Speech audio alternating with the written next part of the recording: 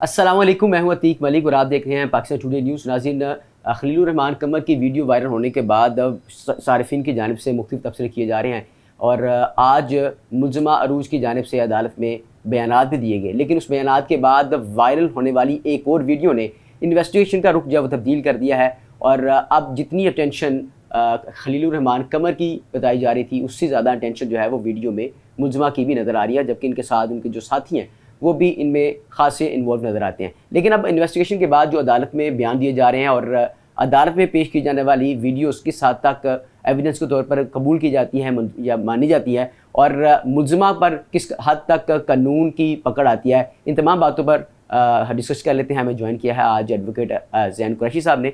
ज़ैन कुरैशी साहब, आपके वक्त का बहुत शुक्रिया। ज़ैन कुरैशी साहब, खलीलुर रहमान कमर को सोशल मीडिया पर काफ़ी तनकीद का निशाना बनाया जा रहा है। दूसरी तरफ जो अरूज है उसकी टेंशन भी ब्लैकमेल करना ही थी, लेकिन अदालत के सामने सारे बयानात भी आ चुके हैं, वीडियोस भी आ चुकी हैं, तो क्या अरूज पर भी कोई ऑफेंस होगा? देखिए बिल्कुल, इस केस के अंदर जो अहम तरीन चीज़ है वो ये है कि मुख्तलिफ वीडियोस का जब फोरेंसिक एनालिसिस होगा तो उसमें जो बात सामने आएगी, एक तो आपको उन वीडियोस की जो ड्यूरेशन होगा, उस वीडियो का जो अंदर कंटेंट होगा, वहाँ से एक तो आपको ये चीज़ समझ आएगी कि वीडियोस बनाते हुए क्या बाकी लोग जो थे वो उनका नेक्सस मौजूद था, वो इसमें शामिल थे, उनका कनाइवेंस मौजूद था। दूसरी अहम चीज़ ये है कि क्या ये जो वीडियोस बनाई जा रही थी, ये वीडियोस बनाने वाला शख्स कौन था, जो बाकी लोग थे उनके क्या रोल्स थे।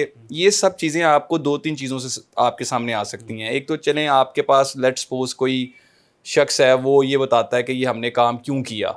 उससे ज़्यादा जो वैल्यू होती है वो आजकल के दौर में आपका जो डिजिटल मीडिया की फोरेंसिक है उसकी ज़्यादा है।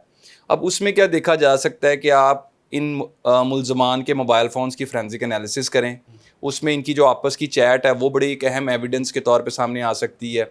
दूसरे नंबर पे वीडियो इट्सल्फ एक बहुत बड़ा एविडेंस है।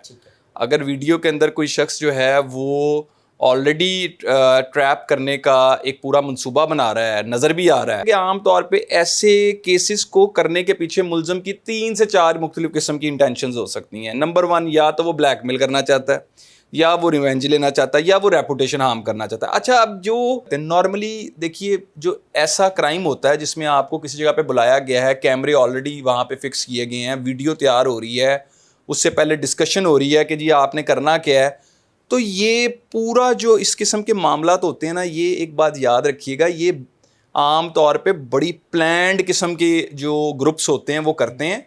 अभी तो ये इन्वेस्टिगेशन में बात आगे आएगी ना कि क्या ये इनका पहला जुर्म था या इससे पहले कोई हिस्ट्री ऐसी रही है। देखिए, ये जो होते हैं ना फाइनेंशियल, आपको कोई फ्रॉड कमिट कर लेता है, कोई इस तरीके से कोई फ्रॉड कमिट हो जाता है, ये किसी के साथ भी हो सकता है। ऐसे ही है। जो अभी ये रिसेंटली जो वीडियो आई है उसमें तो सबसे पहले ये देखना पड़ेगा इन्वेस्टिगेशन करने वाले इदारों को, कि पुलिस को ये देखना होगा कि क्या ये वीडियो जो थी ये इंटेंशनली तैयार की गई है, और ये कैमरास जो थे ये पहले से वहाँ लगाए गए हैं।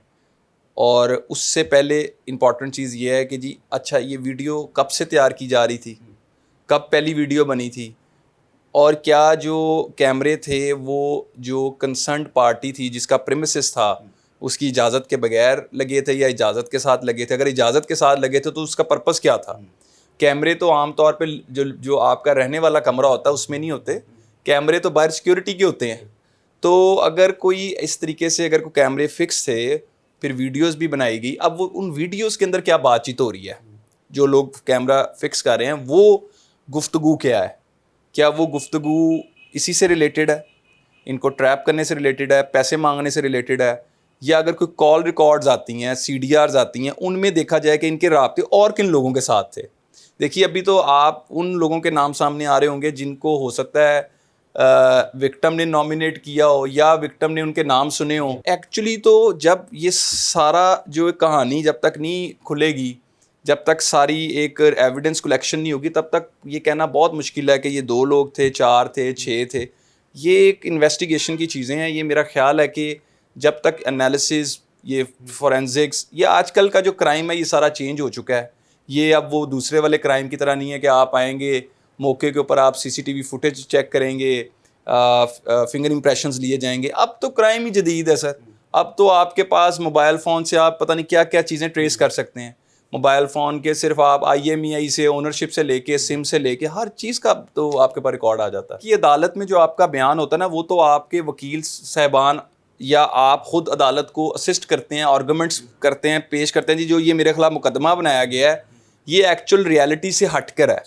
मैं अपने डिफेंस में ये चीज़ें बताना चाहती हूँ या उसका उनके लॉयर्स कहेंगे कि जी मैं बताना चाहता हूँ।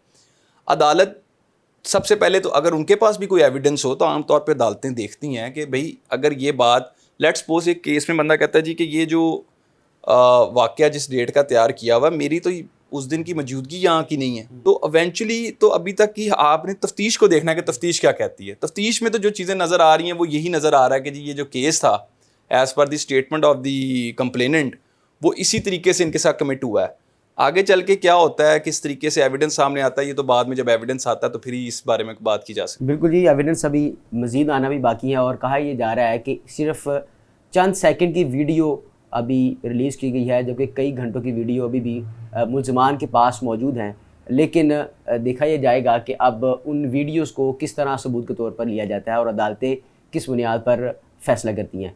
अभी इन्वेस्टिगेशन जो है वो चल रही है और इन्वेस्टिगेशन के बाद फैसला आना भी बाकी है। उम्मीद है कि जो कसूरवार होगा उनको सज़ा ज़रूर मिलेगी और इसी दुआ के साथ और इसी उम्मीद के साथ मुझे इजाज़त दीजिए। देखते रहिए पाकिस्तान टुडे न्यूज़।